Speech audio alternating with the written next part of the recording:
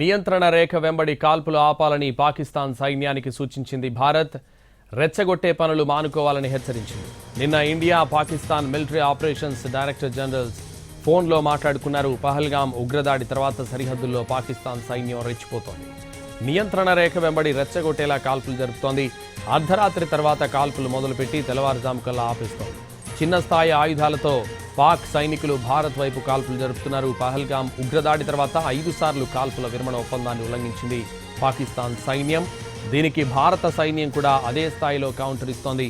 నిన్న హాట్ లైన్లో చర్చల సందర్భంగా పాకిస్తాన్ డీజీఎంఓకు వార్నింగ్ ఇచ్చారు భారత మిలిటరీ ఆపరేషన్స్ డైరెక్టర్ జనరల్. పదే కాల్పులు జరపడం ఆపేయాలని సూచించింది.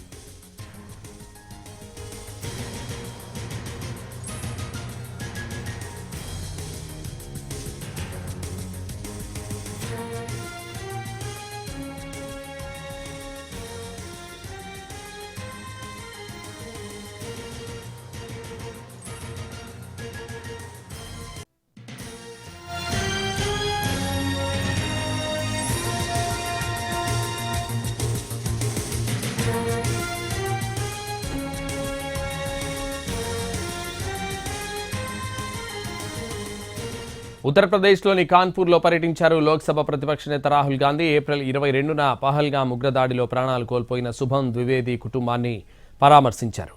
శుభం ద్వివేది భార్య, ఇతర కుటుంబ సభ్యులతో మాట్లాడారు. పహల్గాం ఉగ్రదాడిలో ప్రాణాలు కోల్పోయిన వారి కోసం పార్లమెంట్ ప్రత్యేక సమావేశం ఏర్పాటు చేయాలని రాహుల్ గాంధీ డిమాండ్ చేశారు.